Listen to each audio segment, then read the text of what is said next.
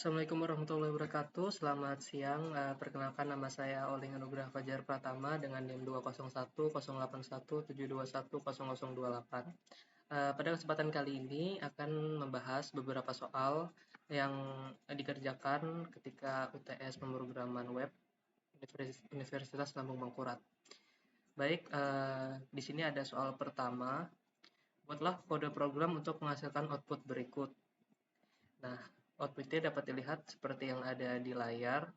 Jadi di situ ada jumlah list, lalu ada input, dan ada tombol submit. Baik, kita langsung ke pembahasan kodenya. Jadi kodenya dapat dilihat seperti berikut.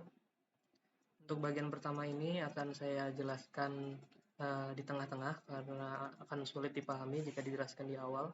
Seperti biasa dalam membuat HTML kita menggunakan tag HTML pada umumnya yaitu HTML, head, dan body. Dan di bagian body ini akan kita tuliskan kode pemrogramannya. Jadi karena kita menggunakan seperti di output tadi, ketika submit itu ditekan, form sebelumnya akan menghilang.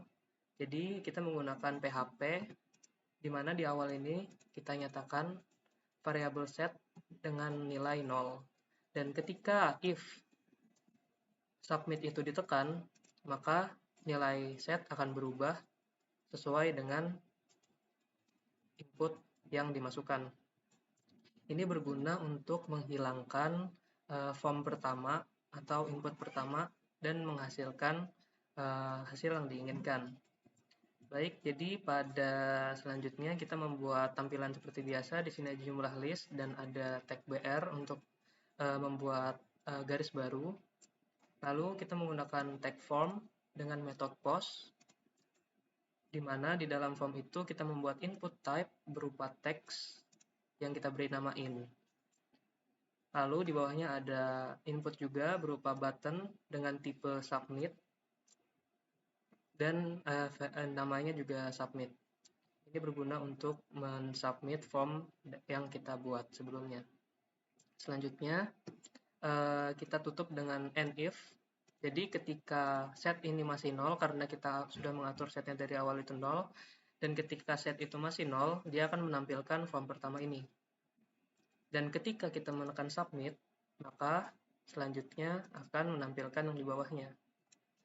Apa di bawahnya? Di bawah itu merupakan hasil yang diinginkan, seperti pada soal yaitu ini. Ketika ditekan, akan muncul jumlah list adalah input dan ada unordered list di bawahnya. Jadi pertama kita masukkan nilai in yang telah kita masukkan di input ke variabel baru di PHP. Kemudian kita membuat perulangan di bawahnya ini. Pertama kita buat tampilan dulu. Seperti biasa dengan header 2, jumlah list adalah di sini untuk menampilkan input. Lalu kita tutup. Selanjutnya kembali ke bawahnya. Kita menggunakan unordered list dengan tipe dix. Dix ini agar list yang kita buat ditandai dengan lambang lingkaran seperti yang ini. Dan di bawahnya lagi kita membuat perulangan, di mana perulangannya ini berisi list yang kita masukkan. Jadi ketika menginputkan angka 7, maka list itu akan mengulang dari 1, 2, 3 hingga 7. Gitu. Dan LI ini merupakan list item, jadi perulangan ini berbunyi I, di mana I sama dengan 1, dan I kurang dari sama dengan input, dan I merupakan increment, dia akan mengoutput list item dengan value yang telah kita masukkan sesuai dengan for loop-nya. Begitu untuk soal nomor 1, dan hasilnya seperti berikut. Ketika kita masukkan 12 dan kita submit, form pertama akan hilang dan hasil tampilannya menjadi seperti ini. Oke, lanjut ke soal nomor 2.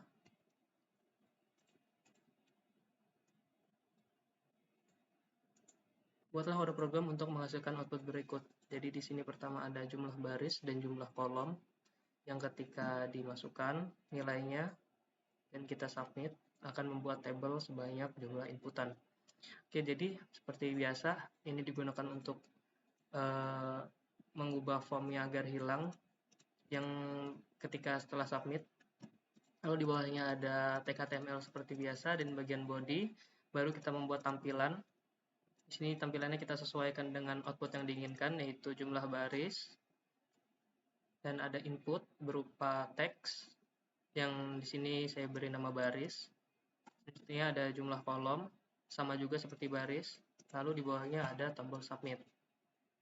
Dan akhirnya formnya dibungkus dengan tag form. Selanjutnya, karena di sini kita telah membuat inputan, maka selanjutnya kita harus memasukkan nilai yang telah kita input tadi ke variabel di PHP-nya. Di sini saya memberi nama variabelnya baris dan kolom, di mana ini akan mengambil nilai dari form dengan nama baris dan nama kolom.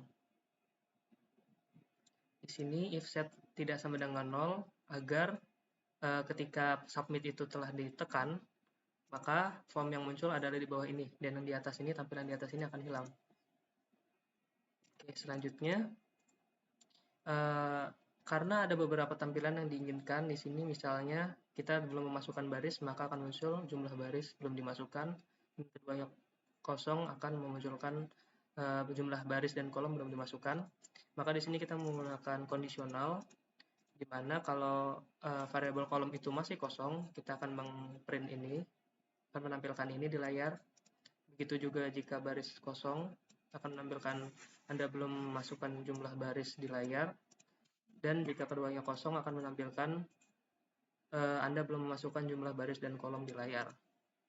Nah, jika kedua variabel tersebut sudah diisi, maka kita akan menampilkan hasil yang diinginkan, yaitu berupa tabel dengan jumlah baris dan kolom sesuai dengan inputan. Di sini kita menggunakan perulangan baris, di mana perulangan ini akan membuat table row sebanyak dari input yang diberikan. Lalu di dalam table row itu kita akan mengisikan perulangan lagi berupa table data dengan ukuran 100 px. Ini untuk membuat tampilan kotak sesuai ukuran seperti berikut. Dan setelah itu kita tutup lagi table row tadi sehingga menjadi kesatuan pada tag table, dan hasilnya akan menjadi seperti berikut. Jika kita tidak memasukkan apa-apa, maka akan muncul Anda belum masukkan kolom. Jika masukkan kolom, Anda belum masukkan baris. Jika sudah dimasukkan kedua-duanya, akan muncul tabel seperti yang diinginkan, yaitu 3x3. Oke, baik, itu untuk soal nomor 2. Selanjutnya ke soal nomor 3. Di soal nomor 3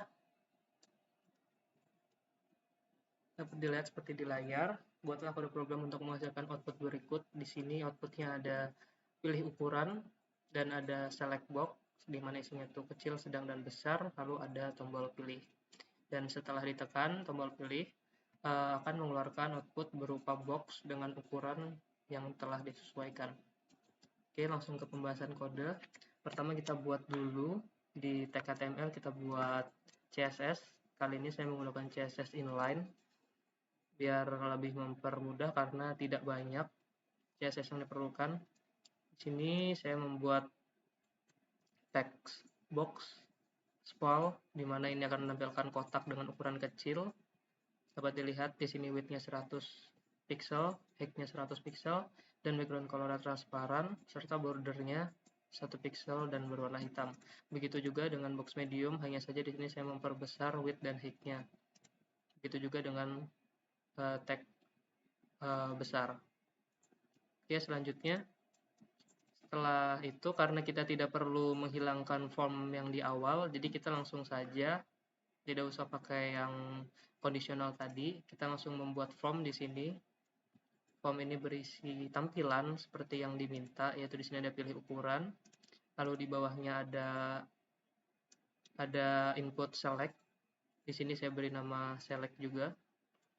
Dan di bawahnya kita membuat option. Jadi dari text select itu kita bisa memasukkan pilihan yang ada. Di sini pilihannya ada kecil, sedang, dan besar. Tag PHP berikut ini merupakan tag yang digunakan agar inputnya tetap jadi tidak berubah ketika disubmit. Dia akan tetap menampilkan tag, misalnya kita memasukkan sedang sebagai input, maka ketika tombol submit ditekan, dia tetap menampilkan sedang. Kalau kita tidak menggunakan tag ini, maka dia akan kembali ke tag kecil. Oke, begitu seterusnya. Lalu kita bungkus dengan tag select. Kemudian kita membuat tombol submit dengan nama submit dan value pilih. Oke, selanjutnya setelah membuat tampilan berikut, kita masuk ke bagian PHP-nya. Di bagian PHP sini ini kita gunakan agar tidak terjadi error. Jadi semua yang ada di bawahnya hanya berlaku ketika reset, ketika tombol submit ditekan. Baik, di bawahnya saya membuat variabel input yang mengambil nilai dari select, dari tag select. Jadi input ini berisi small, mid, atau big. Mid ini untuk medium. Lalu dari input tersebut kita akan menentukan box mana yang akan ditampilkan.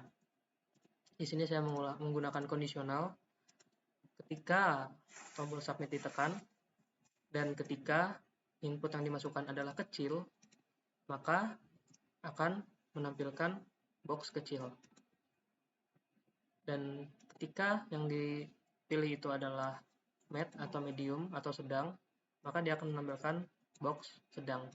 Dan ketika dia memilih big, maka output yang dihasilkan adalah box besar. Dapat dilihat outputnya sebagai berikut. Jadi di sini ada pilih ukuran, dan di sini ada select box yang isinya kecil, sedang, dan besar. Dan di sebelahnya ada tombol pilih. Ketika kecil kita tekan, maka box yang keluar adalah box kecil. Dan ketika sedang yang kita pilih, maka boxnya akan membesar. Begitu juga dengan box besar. Oke, baik. Itu untuk soal nomor 3. Lalu kita ke soal nomor 4. Buatlah kode program untuk menghasilkan output berikut. Di sini ada seperti login ya, ada username dan ada password. Di mana ketika username dan passwordnya benar, maka dia akan menampilkan selamat datang admin. Dan jika salah, dia akan menampilkan password salah. Oke, baik, kita langsung ke pembahasan soal. Karena tadi form yang diminta itu bagian awalnya menghilang, jadi kita gunakan seperti biasa. Di sini variabel untuk mengubah formnya tadi. Di sini kita atur variabel nilai sebagai 0, dan ketika variabel nilai maka ketika variabel nilai itu masih 0, maka form ini yang akan ditampilkan. Baik, setelah itu kita membuat form dengan metode post, di mana kita membuat tampilan di sini yaitu username dengan input username dengan input tipenya text dengan nama username. Lalu di bawahnya kita buat tampilan password dengan input bertipe password. Dan tombol submit dengan value login. Setelah itu kita tutup dengan end-if, sehingga batas dari form yang ditampilkan di bagian awal hanya sampai sini. Lalu setelah itu kita masuk ke kondisional. Di sini ketika if variabel nilai tidak sama dengan 0 ini, maksudnya untuk menampilkan form dari atas ke bawah ini, ketampilan tadi, dan menggantikan form yang di atas. Nah, kondisional yang saya gunakan di sini cukup simple, cukup sederhana, yaitu ketika nilai tidak sama dengan admin, dan passwordnya di sini kita atur admin juga. Jadi ketika variabel nilai itu tidak sama dengan admin, atau variabel username itu tidak sama dengan admin, dan password tidak sama dengan di sini sama. Ketika variabel nilai itu sama dengan admin dan password sama dengan admin, maka dia akan menampilkan selamat datang admin. Dan else, langsung saja, jika salah satunya salah atau keduanya salah, kita akan menampilkan username atau password yang Anda masukkan salah. Dan kita bungkus end-if-nya supaya sebagai batas form yang ditampilkan. Outputnya dapat dilihat seperti berikut. Di sini kita coba masukkan. Ketika username-nya admin dan password nanti kita bikin salah, maka dia akan menampilkan username atau password yang Anda masukkan salah. Tapi ketika kita masukkan passwordnya benar, maka dia akan menampilkan selamat datang admin. Oke, mungkin itu saja pembahasan soal dari saya. Kurang dan lebihnya mohon dimaafkan. Wabillahi taufiq wal hidayah. Wassalamualaikum warahmatullahi wabarakatuh.